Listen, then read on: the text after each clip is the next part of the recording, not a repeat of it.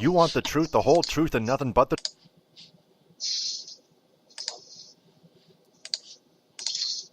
Hang on a second.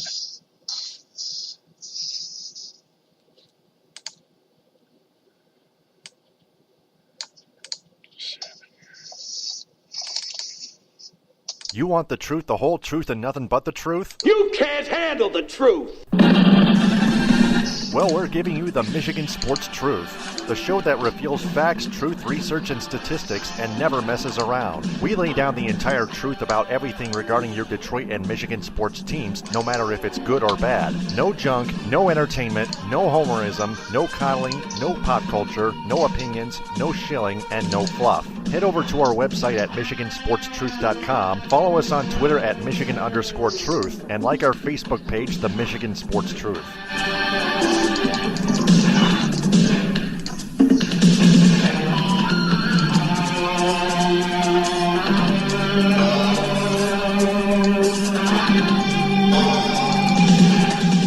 The Michigan Sports Truth podcast does not represent or defame any of the teams it covers. It only detects, exposes, and reveals honest, actual, and hidden truth, facts, and statistics about them. And welcome to episode 320 of the Week in Review. I'm Taylor Phillips along with Buck Geno. Follow me on Twitter at DT2Phillips. Follow Buck Geno on Twitter at Michigan_Truth. Also listen to us on Spreaker, SoundCloud, iHeartRadio, and Apple Podcasts via iTunes. Ed and I went through those teams again. Now it's Buck's turn to have his takes on those teams here. Let me get this over with here. Let's get to the Pistons first. Left sideline three, and he answers. Pistons hiring Dwayne Casey of the from the Toronto Raptors. Casey wants Blake Griffin, for example. He wants to develop his players, but he wants Blake Griffin especially to expand his game by shooting more threes, like DeMar DeRozan did with the Raptors. That was an article I read from thescore.com, and this is a heck of an idea of how to develop a star player. Well, Dwayne Casey, who I thought all along since he was fired would be the Pistons head coach. He's going to come in and he's going to have to do some different things because Stan Van Gundy's system clearly wasn't working. Stan Van Gundy's coaching style clearly wasn't working.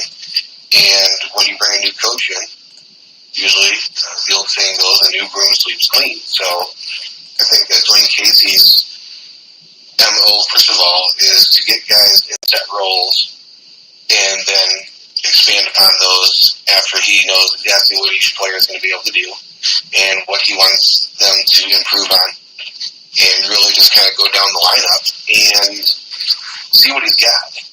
We've mentioned a bunch of times here, this roster is going to be pretty set when it comes to what they've got. They don't have a first-round draft pick. They don't have a lot of cap space, so any trade they make are going to be dollar for dollar or worse. They're really going to be strapped as far as making player moves without making any significant trades. So for all intents and purposes, Dwayne Casey knows what he's getting into with the Pistons because the roster is probably going to be pretty similar to what it was last year. So that all said, it's going to be interesting to see how he tries to put guys in different roles to succeed. Dwayne Casey is known for improving teams. He improved the Toronto Raptors 6 out of the 7 years that he coached there in terms of regular season record. So he can get this team to hopefully where they need to be, which is in the playoffs. Can he get them to another level? That remains to be seen. We're going to see a lot of player movement this summer with a lot of big names potentially finding new homes. So with all of that derby set to shake out, it'll be interesting to see what he does with the roster that he's been handed. And him wanting guys to shoot more threes or him wanting certain players to do different things that they've been asked to do in the past. This is all part of the process when you hire a new head coach. And it's hard to say that Dwayne Casey won't have really, in the first couple years of his head coaching tenure there, they didn't have a whole lot to spread around either in terms of talent. So it'll be interesting to see. At the same time, I think that, I really don't know what's going to become of certain players. Are their roles going to be reduced? Are their roles going to be diminished? Are there going to be guys that were on the bench and didn't play a lot last season that are going to be moved into more advanced roles? And those are all things that are going to be playing out. So it's going to be a little bit of work for Dwayne Casey, but again, I think the Pistons have set themselves up nicely to finally get an identity and to finally break through and start to be an improving team. Now, again, you look at the roster that they have, and there are some holes, but it's the Eastern Conference. So if you can just get them to be a little bit better than what they were last season, not have long lose streaks like they did, and if they can dodge some injury bullets, it's safe to say that Dwayne Casey should be in position to at least make them contend, if not capture a playoff spot. And that would be an improvement from last year. Yeah, especially Reggie Jackson. Yeah, he got injured for a long period of time in each of his last 2 years, and that's a concern. That's the most concerning. That it's going to be the hardest that the Pistons have to watch out for. That Dwayne Casey has to be more alert of as well. So he's going to have different faces.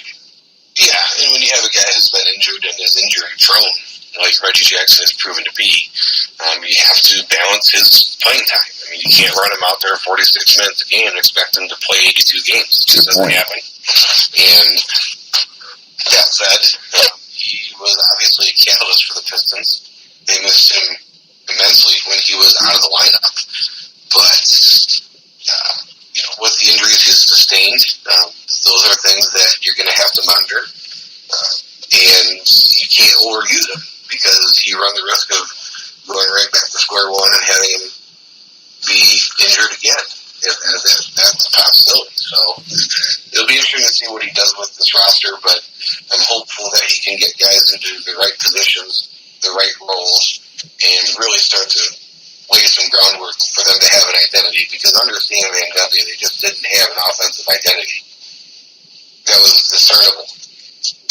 So I think that's the first real task for Dwayne Casey is offensively to improve them. Now, everybody will look at that and say, well, their defense stunk. Well, that's true. But if you have a competent offense, that's the building block. The NBA, defensively, it's not the 90s anymore. People aren't building team defenses that are giving up 75 points a game. And you have to be able to stop the other guy a couple of times for sure, but your offense can be a great defense as well. And I think that Dwayne Casey is going to have to do some things on the offensive end, because no matter how good they get on the defensive end, if they can't put the ball in the hole, as we saw last year, they're going to struggle against those teams that are able to offensively rebound. They're going to struggle against those teams that like to push the tempo. And so Dwayne Casey is going to have to mitigate some of that with the players that he's got. Yeah. So, that being said, the Pistons are still looking for a team president and a general manager. They still are looking to their front office revamp. Yeah, it's a little odd. We don't want to talk about who it could be or who it might be. Shane Battier withdrew his name from considering. And there's been a lot of people talking about who's going to be general manager and the team president. At this point, I'm not going to say it doesn't matter, but it's going to be less of a priority to get somebody in there that is going to be able to shape this roster. As I mentioned, this roster is pretty much set, unless they can find some willing trade partners and take some bad trades, which they're kind of set there. So a general manager, for sure, is needed, but they're not going to bring somebody in who's going to start wheeling and dealing, I don't think. And be able to transform this roster and turn it upside down just because of the way that the contracts are, who they have locked up, and what's available out there on the open market. They need a backup center. Those are relatively easy to find. I mean, you can always go around the league and get somebody to fill that role. So there's a lot of earth-shattering moves that the Pistons need to make just because of the way that the roster is constructed. So obviously you need a general manager to run a team, but at this point, number one, you're telling a general manager that he's kind of saddled to this coach that you just gave a 5-year contract to, so somebody's going to have to agree to take that position knowing that that coach has already been hired and you're not going to make that decision. And also looking at that roster, there's not a whole lot that they can do with that. So the general manager is, while it's a essential piece, it's not something that the Pistons are going to be bringing in somebody and they're going to be making all these wholesale changes because they're bringing in somebody new. Right. So the search continues. Meanwhile, we will keep an eye on this, but meantime, we transition to the Tigers. That one is long gone. The mediocre Tigers still 36-37, second place in the American League Comedy Central, but up to 2.5 games, but down to 2.5 games back of the Cleveland Indians, but still 11 games back, even though 2 spots back of those wild card spots. Now one actually, because they took 5 of 6 from the Minnesota Twins at home and the White Sox on the road. This is a Twin series. This Twin series was a series that was 3 games that were going to go either way, and then the White Sox were just absolutely terrible. They kept finding ways to lose. The Tigers took advantage of them with their pitching, not their offense. They mustered 7 runs on Saturday, but they still, other than that, they still couldn't manufacture too many runs throughout the entire week because their offense is still putrid, even with that dumb rally goose of their own. Well, they played 2 bad teams, and they won some games. When they play good teams, they don't do so hot. So the fact remains that when they're playing division rivals, that division stinks. So if they're winning 5 out of 6 in division games, that's not necessarily a surprise. But when they're going to have to play teams like the Yankees and Boston, and Seattle, Los Angeles Angels, Houston, all these teams that reside above them in the wild card and division standings, they tend not to fare as well. And so as they go through the summer here, I mean, we're getting almost to July. We're midway through June already, and they're only 1 game under 500, and they're not very far out of first place. That doesn't necessarily mean that they're ready to contend. It means more that their division is terrible, and you can only play the division that you're in. That's granted. But when they play some of those premier teams in the American League, they've struggled mightily. And for anybody to think that it's worth saying they're contending and they're only so many games out, I mean, it's just a matter of time and math before they start to sink. And they might not sink out of second place in the AL Central. The Twins aren't very good. The White Sox are worse. The Royals are even more putrid. So to say that the Tigers being in second place means something really is kind of a hollow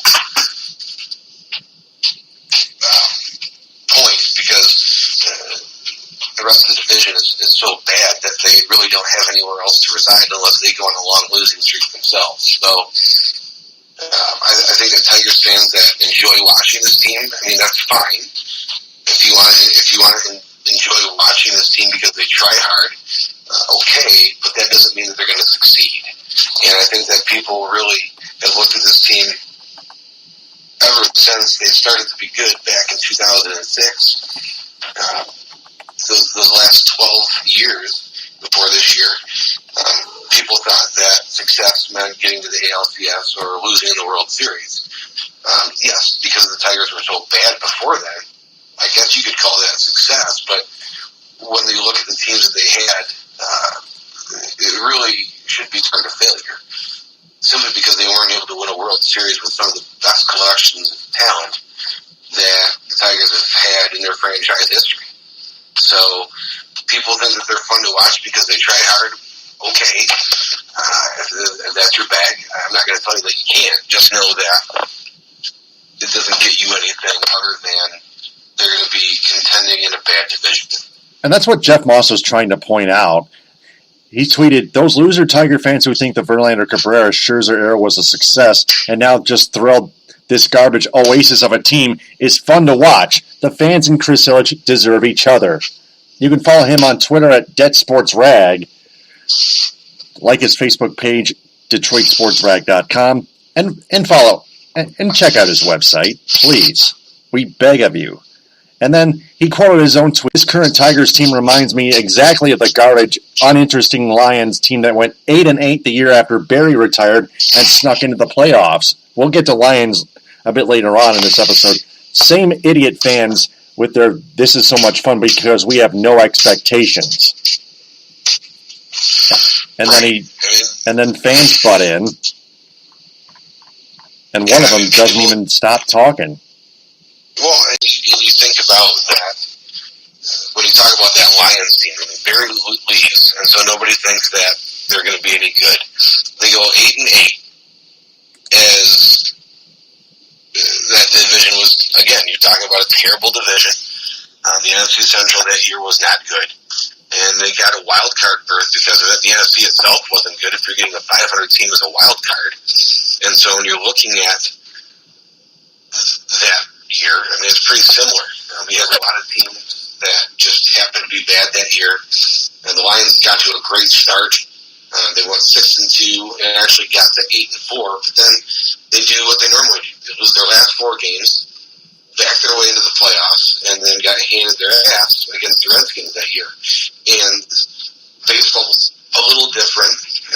Yes, they do have wild cards, but not nearly the percentage of teams make the playoffs like the NFL does.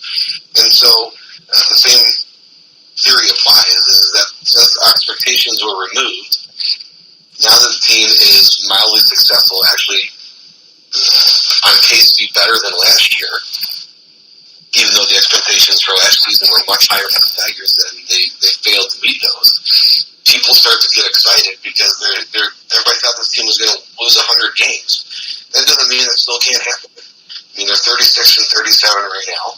Like I said, they're playing a lot of bad teams. When they play the good teams, they don't do so hot. And this is kind of the same thing when you're talking about big stars like Barry Sanders, or in this case, Miguel Cabrera, Justin Verlander, Justin Upton, Ian Kinsler, all those guys that are either gone from trades last season or are gone because of injury this year. People really don't expect the Tigers to do much. And when expectations are low, those are easy to exceed. And that's what the Tigers are doing right now. They're exceeding the expectations that were put on them before the season. It's not really a reason to stand up and cheer. It's okay that you like to watch them, but that doesn't mean that you need to think that they're on the way to some great dynasty again, because this is not a team that is ready to contend. They are certainly a couple of years away from being even close to where they were during their heyday the last 12 years. And talking about Tiger fans that get excited about them being one game under 500, I mean, you got to look at why they're one game under. If you got to play the Twins, Royals, and White Sox all the time, yeah, you should be close to 500 because you should be beating those teams with regularity because they're just as bad or worse than you are. So I don't think that Tigers fans that are getting all bent on the shape because the team's succeeding, and I'll put that in air quotes, that doesn't mean that they're going to get any better. It just means that they're taking what's been given to them right now. And the Tigers are not going to be a good team. You know, they're probably not going to be a good team for another couple of years. And it's okay. If you're following the rebuilding plan, that's what part of that rebuilding is not being good. And so they're really going to have to temper some of that excitement. And plus, when they're not in the playoff race come a month and a couple of weeks after now, there's going to be more trades. Guys are going to be traded at the deadline to get more prospects or draft picks.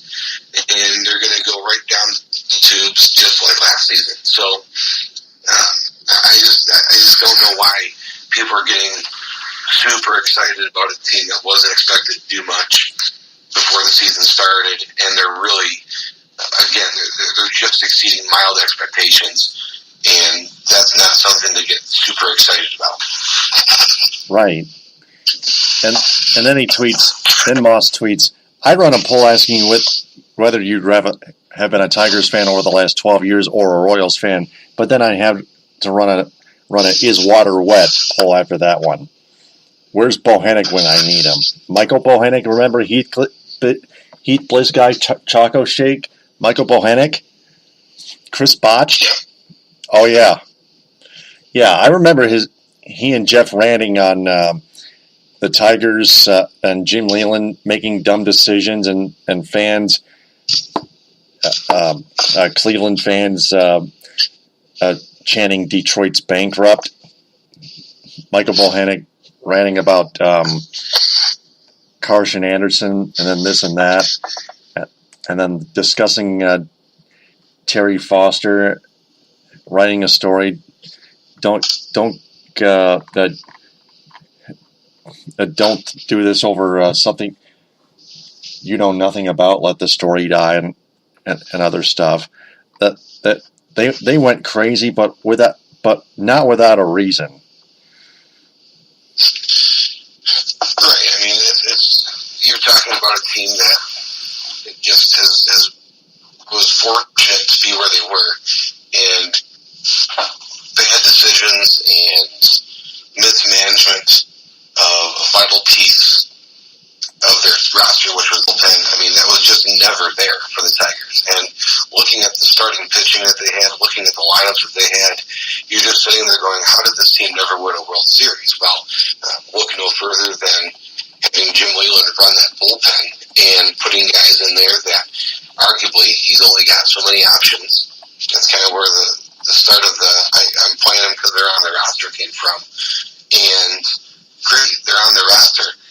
But that doesn't mean that you have to make bad decisions because your roster stinks. I mean, you can try to do the best to succeed. And when you're looking at the Tigers this season, people are kind of all gaga over Ron Gardenhire's managerial style. Well, okay, he was better than Brad Ausmus. Again, a very low bar. I mean, Brad Ausmus was a terrible manager. He just was not. He was just brutal. And when you have those low bars, I mean, we talk about the parallels with the Pistons right now. The Pistons are kind of in the same boat. Stan Van Gundy made bad roster decisions. He made bad moves, and he made bad coaching decisions. So Dwayne Casey coming in there, let's say the Pistons get to the 7 or 8 seed next year and lose. People are going to be all excited. Well, of course they should be excited to make the playoffs, but there's nowhere to go but up. I mean, yeah, I guess they could get a lot worse, but you're bringing in a coach to improve them. That's what's supposed to happen. So you got to temper your excitement. I think it's high time that people just start to look at what the team is expected to do. And if they exceed that expectation, find out why. And like I said, I don't think that the Tigers this year are exceeding expectations because of their actions necessarily, but because they play in a poop division and they're playing bad teams. When they play teams that are above them in the standings, they tend to do poorly. So, where are you at? Are you just happy beating bad teams because that's what you should do? Only because you're comfortable. Yeah, you only feel comfortable. It's great that they're having some success, and it gives people a little bit of reason to get behind the team. But again, let's temper our excitement because they weren't supposed to be very good. They're mildly entertaining now, and so people are getting all bent out of shape. Yep. Mm-hmm. Right. So, may I add, they beat the White Sox by a 1-run margin and then 2-run margins each. When the White Sox are over 20 games below 500, that just proves that the Tigers are just not good enough. In fact, they are bad too. That's another new example of the American League Comedy Central. So, yep. Speaking of the Tigers, Miguel Cabrera out for the rest of the season with a ruptured bicep tendon in his left arm. That happened when he fouled a pitch off of himself at home in one of those games against those Twins. And Miguel Cabrera kept proving that he's injury prone, and now this put the cherry on top of the sundae ultimately. And a report says he's ready for 2019 spring training. He just won't quit. Well, of course he wouldn't quit, because I wouldn't quit if they were going to keep shoving me that kind of money either. But the fact remains that Miguel Cabrera is probably not going to retire, because he's going to be able to come back, and if he retires, he gives up that money. Same reason Victor Martinez is playing this year. They gave him $18 million to do so. And Miguel Cabrera just can't be counted on to play 140-plus games at first base. He's going to have to be in a DH role. That may or may not mitigate his injury risk, because a lot of times when he's been getting hurt, it's been hitting. It hasn't been doing other things. It's been hitting. So even though you want to push him to DH, he hasn't done anything of note in the field that has really caused him to have the injuries that he's had. So even if you put him at full-time DH, that doesn't guarantee he's not going to get hurt again. And so it is going to be what it is. I think that you bring him back with the express purpose of making him into at least a part-time, if not full-time DH. I know that he'd be resistant to a move to a full-time DH, but at the same time, when you can't count on him for 145-plus games, you have to try to find something that will get him through the lineup, or get him through the season in the lineup. And maybe he has days off. Maybe he doesn't play in the field for extended periods of time. And I know it's tough for players to face that. Nobody ever wants to be told that their time is ending or is getting short. But when you look at his injury history, it's been pretty closely related to hitting. And you can't move a guy to DH and think he's going to stop getting hurt if he's already getting hurt batting right now. So I don't think that in the grand scheme of things for this season, it probably helps the Tigers as far as getting a worse record, getting a higher draft pick, and completing or continuing that rebuild. But Miguel Cabrera getting hurt, while it's unfortunate for him, the Tigers' long-term goal is to contend without him. They don't expect to contend with him continuing to play first base. In a couple of years, he'll be 38, 39 years old, and he's not even playing full-time first base. Albert Pujols doesn't do that, and Albert Pujols, still playing for the Angels, he splits time between designated hitter and first base, and he doesn't play a whole lot of first base. He only does it when he has to. And that's what you see Miguel Cabrera as, is a guy who's got a good bat, but you just can't trust him out in the field as far as getting hurt. And if he's getting hurt while hitting, moving him to DH doesn't necessarily guarantee anything. So I just don't know.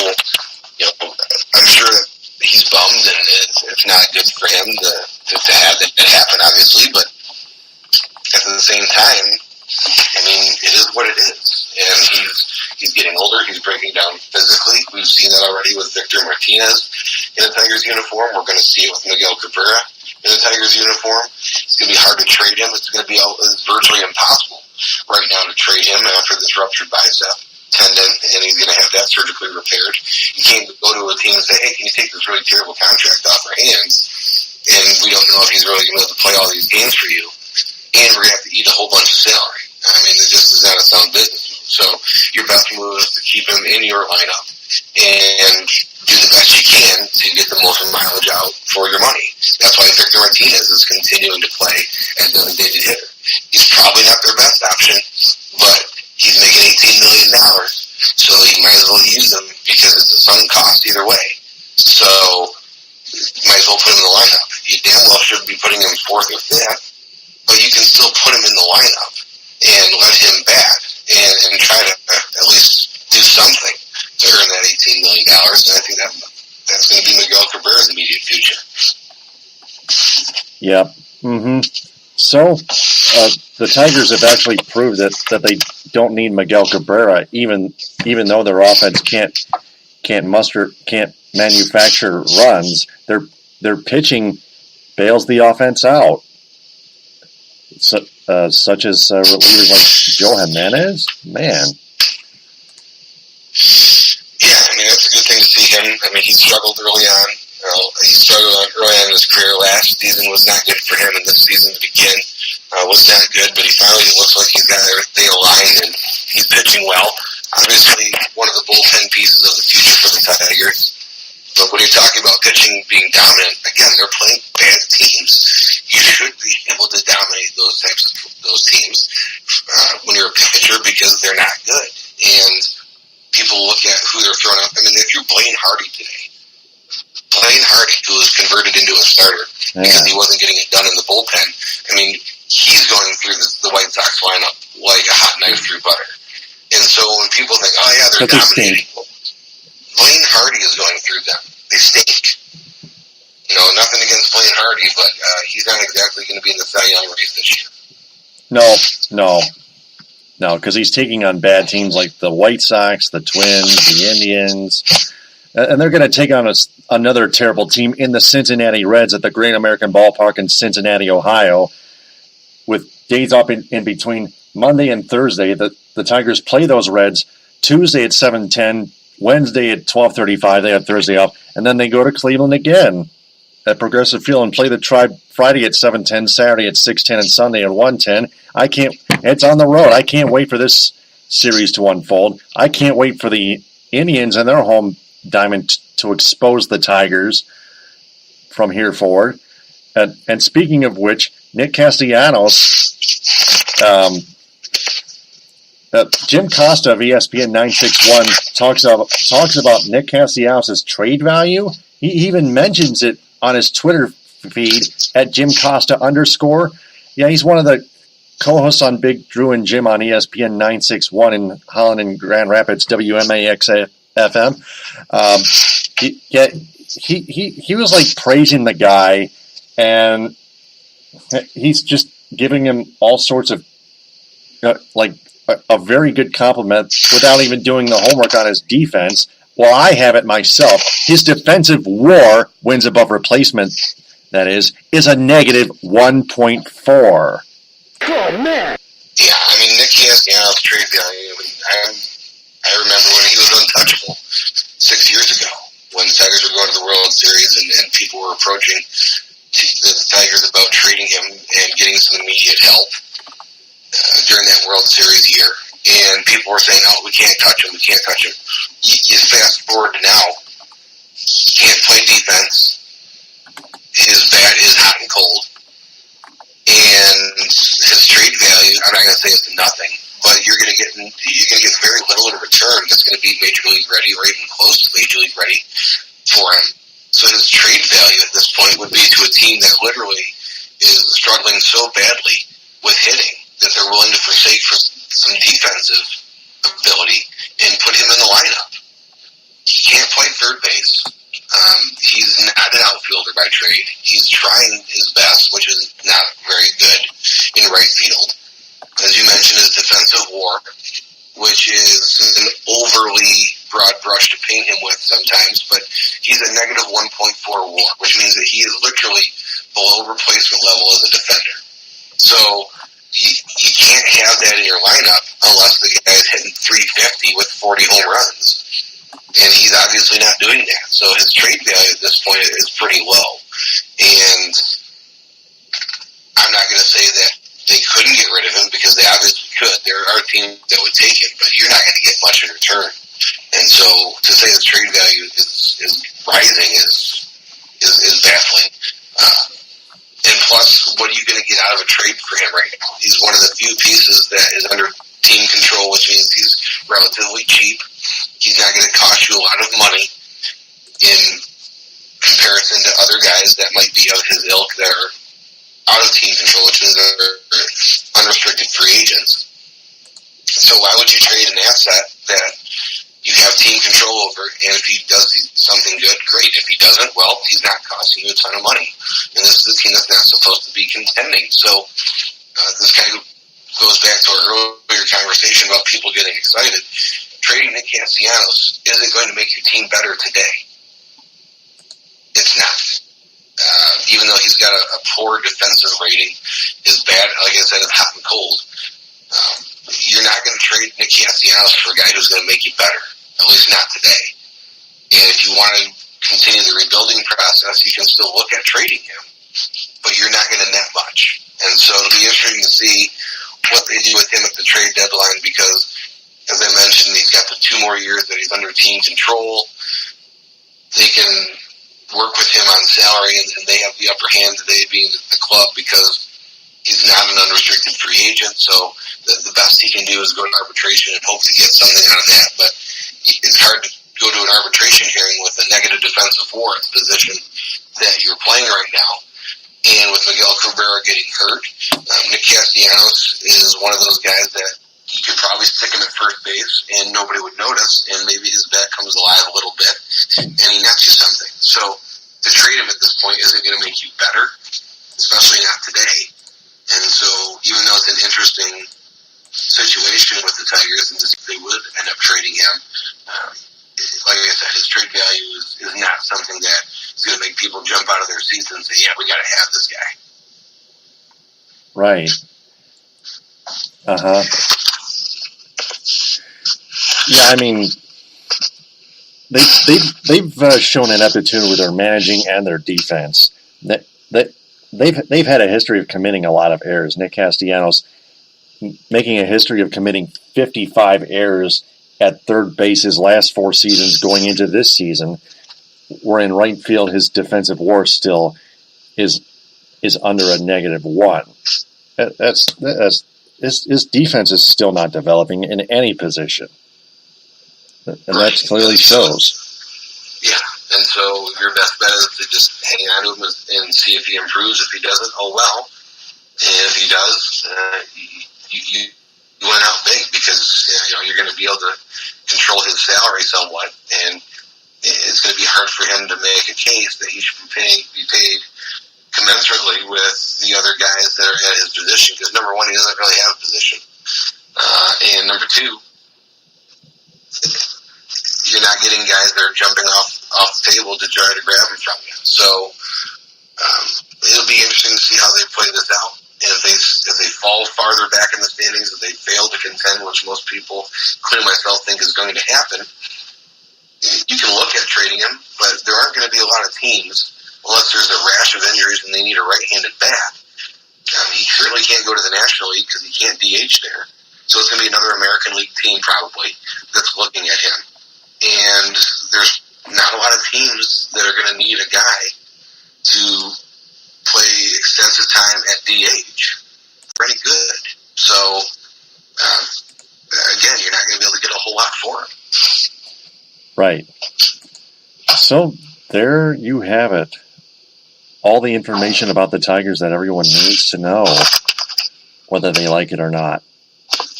So, that being said, it's time to transition to college football. Touchdown, Michigan! The Michigan Wolverines picked up a new quarterback, a graduate transfer from the Illinois Fighting Illini, Jeff George Jr., and he's allowed to be eligible to play by the new NCAA rule, which allows transfers eligibility to play without necessary permission, and may I add, it also allows redshirt players to play 4 games without if they're not eligible, but they're going to play 4 games, not a whole season, but 4 games. But Jeff George Jr., hopefully we have analysis on him, but the Wolverines got him as a quarterback nonetheless.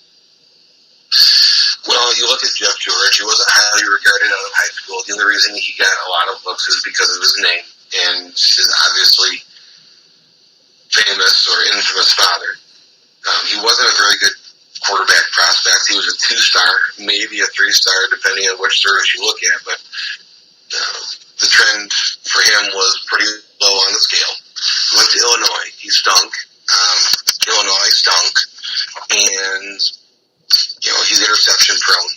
he's not a guy that you're ready to look at and lean on if something bad happens. I think that Jeff George Jr. at this point is really going to Michigan just so that he can get some competitive reps, but it's a pretty crowded quarterback position. We've already got 4 guys there that have been with the Wolverines as signees and or have played significant time.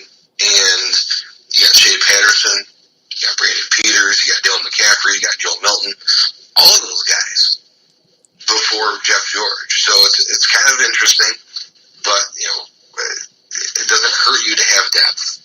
It doesn't hurt you to have guys that are ready to go. But boy, if Jeff George Jr. is playing for Michigan, there's going to be some problems, and there's a lot of things that have to go wrong for him to be seeing extended time, especially now, as you mentioned, with the new rule that allows players to play up to 4 games without losing their red shirt.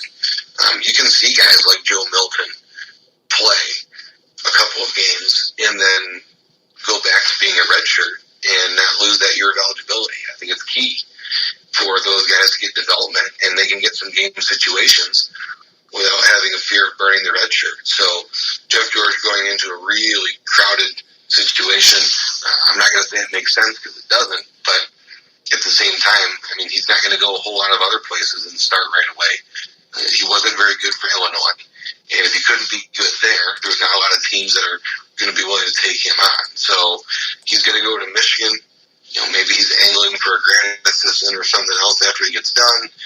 There's a lot of different things that could be going on, but Jeff George is going to be on the Michigan Wolverines roster because he's committed as a graduate transfer, and that 5th-year transfer allows you to do that without missing a year. So he's going to go to Michigan and see what happens there, but I wouldn't expect him at all to be playing really any significant time because there's other guys now with that new 4-game transfer, 4-game redshirt rule that can see time before him, because why would you play Jeff George over a guy like Joe Milton for a game, even if it's in mop-up duty? Because Joe Milton isn't going to lose his red shirt, and he's going to get game experience. Whereas Jeff George is a grad transfer, he hasn't been very good. Why would you play him? I mean, he's not going to be coming in to play significant time, and like I mentioned before, if he is, there's a lot worse problems in Ann Arbor than Jeff George being on the team and playing. So, I don't see it, but it is what it is. They'll take him on, and we'll see what happens. Right.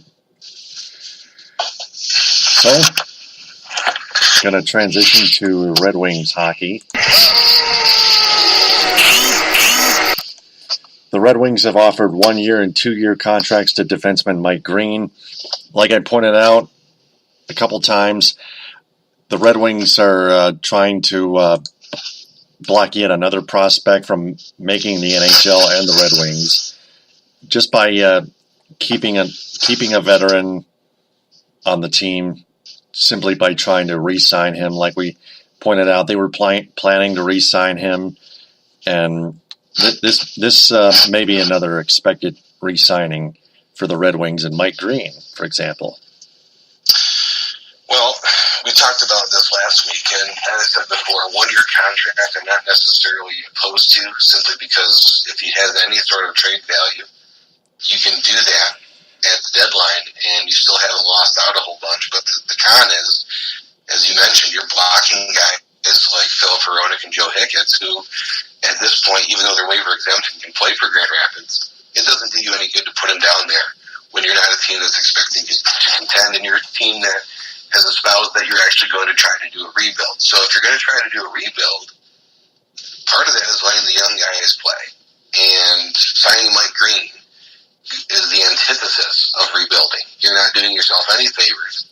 He's coming off an injury. And yes, I think that the market could be there for him. But when you look at the defense market, especially a niche spot like Mike Green, who's a right-handed shot, he's a power play guy. John Carlson is, for the Stanley Cup champion Washington Capitals, is going to get paid. It may not be by the Capitals. It may be by somebody else.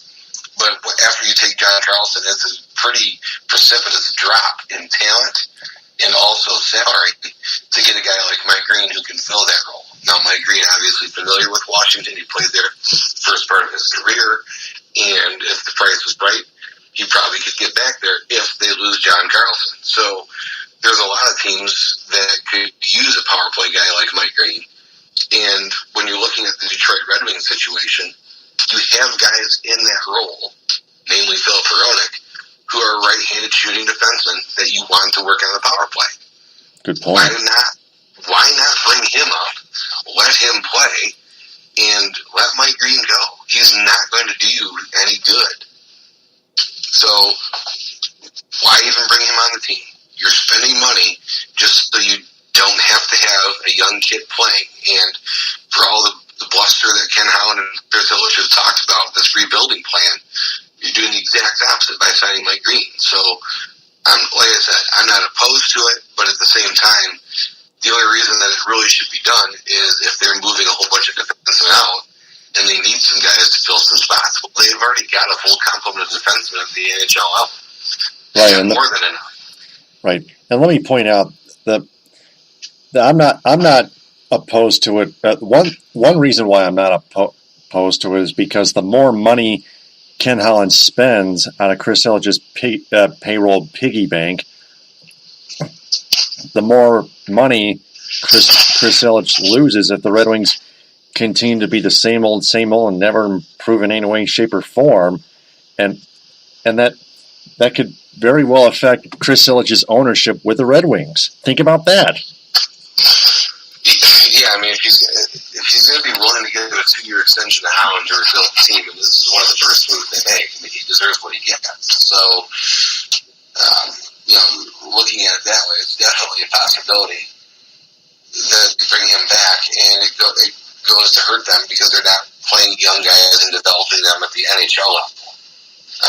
There's been a lot of really, to put it mildly, hilarious articles about the Red Wings in the past couple weeks. A couple from Helene St. James when they talked about revisiting the 2016 draft and how they didn't want to draft Jacob Chikrin because he was prone to errors. Well, he's played 2 years in the fucking National Hockey League, and the guy that you drafted ahead of him hasn't played one game in the AHL.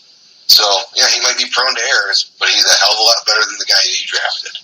And this is the same thing with Detroit that has hampered them and has put them in the position that they're in, is trying to go with known commodities, things that they know that they can control, that they can put a quantifiable value to, instead of bringing on somebody new from their own system. And so when you're talking to prospects about joining the Red Wings, what do you say to them?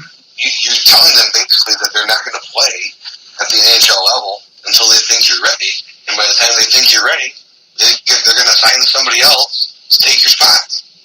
So, I just, like I said, I'm not necessarily opposed to it, but there's just so many more minuses in this transaction than there would be pluses that it just doesn't make any sense, especially for a team that said they were trying to rebuild. When I think of rebuild, I think of getting guys who have already been there out of the way and putting new guys in, especially the guys that you've drafted and brought up through your own system. Right. I can't wait for that old bridge to finally crumble. It's slowly but surely happening. I can feel it. And once Chris Ilitch ends up selling the Red Wings as well as the Tigers, new owners will take over, and if they have to rebuild their own way, which is different from Chris Ilitch's general managers like Ken Holland and Al Avila, so be it. It can wait as long as possible. So that leaves us with one team left to cover before our only segment for this Week in Review edition, and that's the Detroit Lions. Touchdown, Detroit Lions! Well, Ed Smith really lit a lot of dynamite and fireworks on Carlos Monarrez's crappy article on Matt Patricia losing his players at practice which was published like 2 weeks ago. We forgot. We were 1 week late to the party, but better late than never. So I'll let you take a hack at it. This is explicit version now. I just updated it, so it's about running, making them run more, pushing them more, bringing more discipline. Not just claiming it like Jim Caldwell. Matt Patricia actually brings it. Even if he wears them out, it's still worth it. It's the NFL. If you don't like it, then don't play in the NFL at all. So, Buck, what say you on that one? Yeah, I mean, this is a totally irresponsible and misinformed article. To say that he lost the team because he's making them run, I mean, it's football. You're going to run. And any of the veterans that say, well, we don't need to do this, well, you didn't make the friggin' playoffs last year because you shit the bed. And so they brought this guy in, Matt Patricia, to get you there. And so, yeah, there's always going to be some pushback by veterans because that's what they do. They've got their position. They don't really have a reason to excel because they're making their money. But at the same time, if you're a professional athlete, you're going to want to be made better. You don't want to be a guy who can't make the playoffs on a bad team. You wanted to succeed, and Matt Patricia was brought in for that express reason. So for Carlos Monarrez to say, "Oh, they've lost the team," it's completely irresponsible because number one, you're not going to lose the team in your OTAs in the summer. That's just not going to happen. I mean, unless he's doing something completely outrageous. And number two, this was the reason he was brought to Detroit. He needs to improve the team. That's why your other head coach was fired. So anybody that was complaining can get the heck out of town. Why would you bring in a new coach and then they say, "Oh, we don't like how he's doing things"? Well, you stunk last year. You made the playoffs the year before that and lost. And you were pretty much a rudderless ship with Jim Caldwell. And then they bring in a new coach and says, "Hey, let's run." I mean, did they not run at all when Jim Caldwell was coach? I mean, it's just ludicrous. And so I know that you guys have gone over it in past reviews and with Ed and everybody else. But, I mean, there's not much more to be said then. It's just a stupid article that really doesn't even deserve the time of day for you to read it. And it's trash. I mean, it's just stupid. And everybody else that is on the Lions beat, as we've mentioned before, guys like Justin Rogers, Kyle Meinke, Dave Burkett, I mean, they do a solid job. They ask questions. They do their job with professional pride.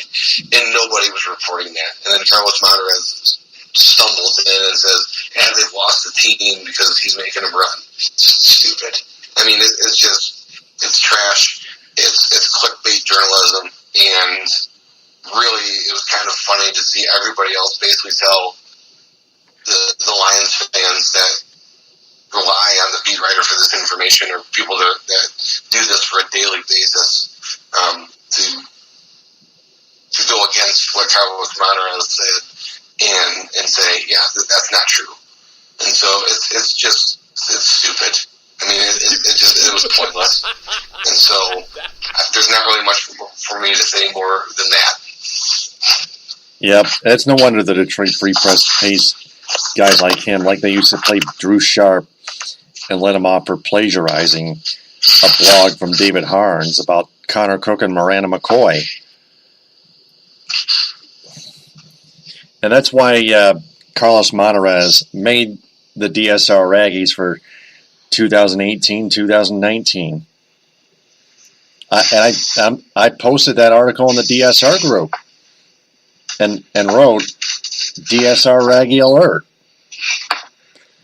So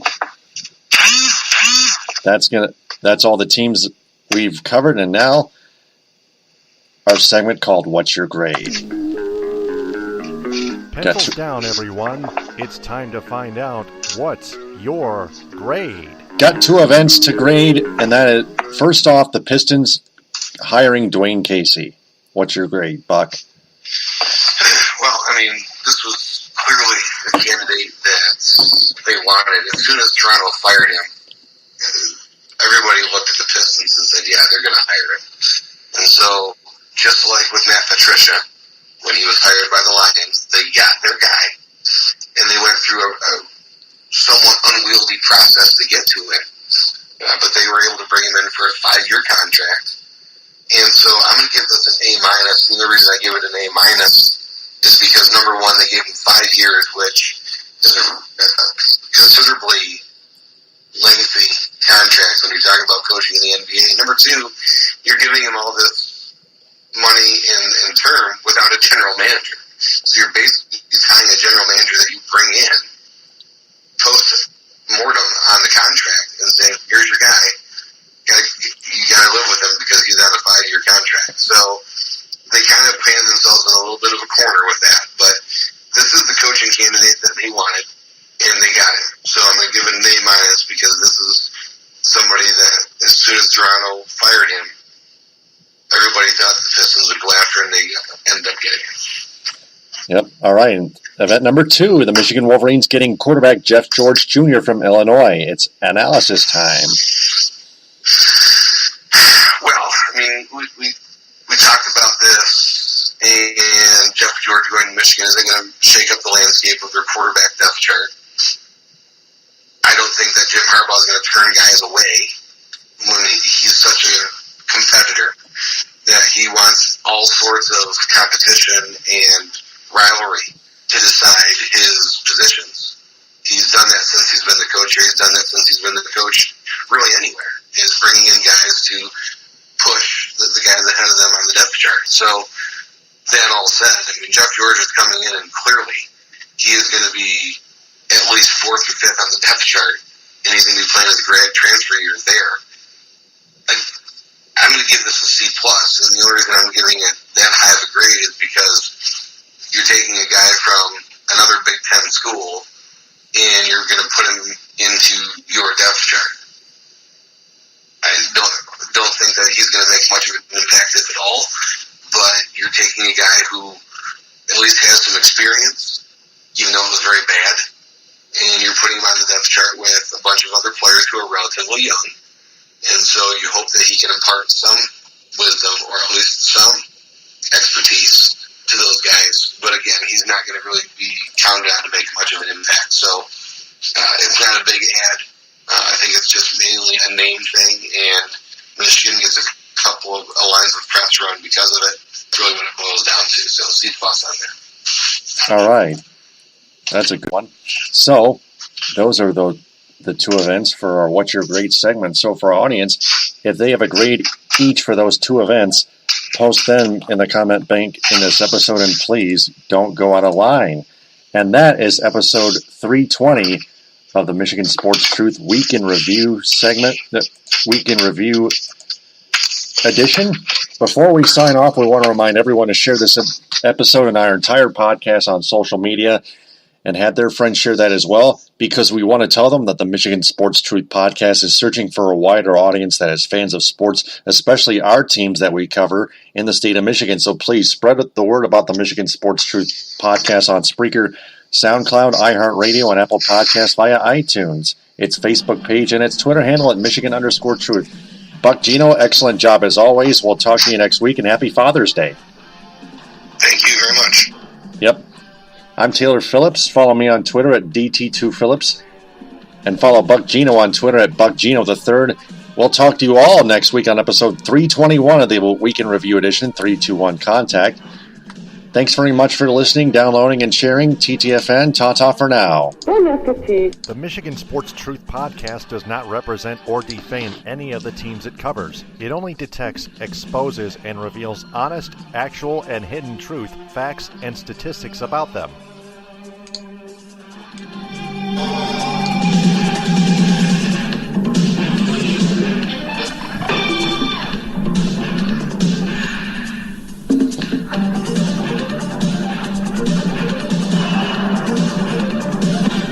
Mission complete.